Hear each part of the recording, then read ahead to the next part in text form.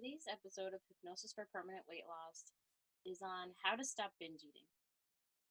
Not everyone has had this experience of binge eating, and it's totally okay if you haven't. But I see it a lot, and I know it's an important topic to cover and bring clarity to. Binge eating can be a scary and disconcerting experience, and I just want to clear the shame for those who know they binge eat. Whether your binge eating looks a little more extreme, like stealing food, going nuts over free food, eating food out of the trash can, or it looks just like eating a whole bunch of sweets, treats, normally forbidden foods, sneaking it and getting way too full and waking up and hating yourself the next day, the experience can be a bit different for everyone, but you know deep down inside if the behavior you're doing is binging because you can feel it when it's happening. You know when you lose that sense of yourself and automatically start eating and aren't able to control it. I say all of this to just say that I've seen it all. I totally understand what's happening, and I want you to know that you're not alone. It's not your fault that you do this, there's nothing that's wrong with you. And I have an interesting personal experience with binge eating that I think will help to explain what's happening.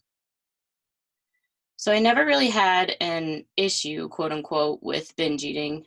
Sure, I would overeat at times growing up, but nothing ever felt as serious or as real until I started a very strict eating program. For 3 years, I followed a food and sugar addiction coaching program derived from the 12 steps that included absolutely zero sugar, no honey, no smoothies, no anything sweet except whole fruit. Also, no flour, not coconut flour or almond flour, absolutely no flour. And there was no snacking in between meals. So while my diet was filled with lots of beautiful, whole, fresh foods and produce, grains, proteins, etc., and I was physically healthy and slender, the deprival of the other foods caused me to start binging if or when I went off my food program. It was awful. It was scary.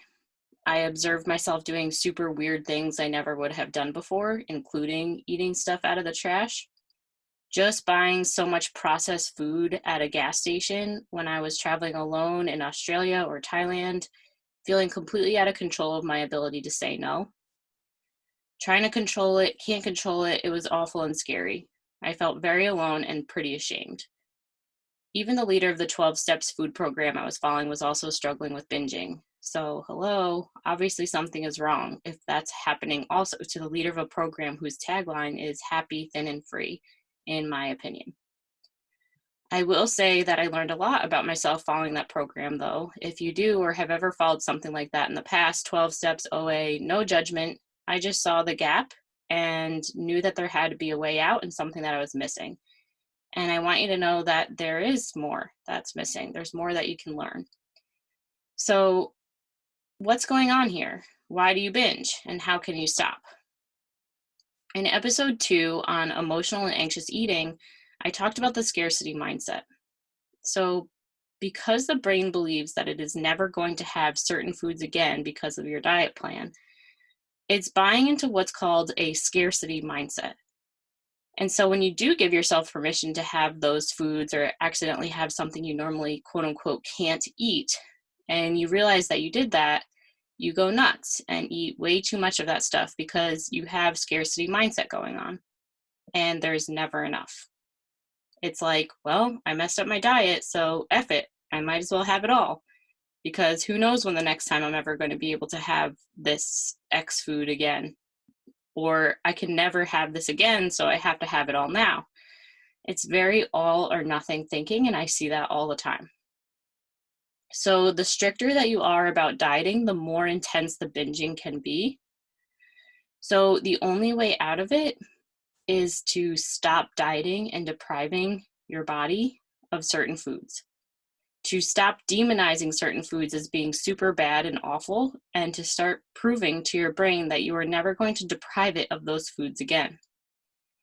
That you can literally have those foods at any time, shifting into a more abundant mindset. But won't I just eat all bad foods, you may ask? Yeah, for a period of time, you will probably eat way more of the quote unquote bad foods than normal, but eventually you will stop. I'm not going to sugarcoat it. It was hard and scary as heck to get off my food plan because for several months I was eating a lot more sugary foods than normal. I did gain weight, but I was committed to being in recovery from recovery.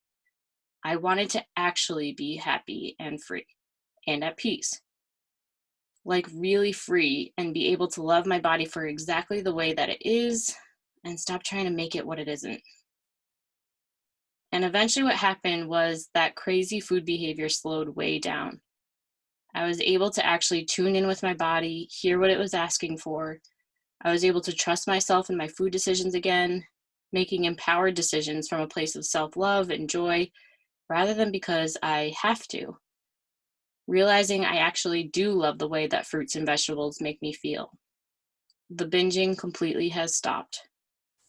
My relationship with food is better than it ever has been, and I am back in the driver's seat, in control of my food and very aware of how to be with my emotions. If you know you're ready to stop binging and start living and are ready to face whatever challenges come your way as a result of that, please contact me at coachmeleslie@gmail.com.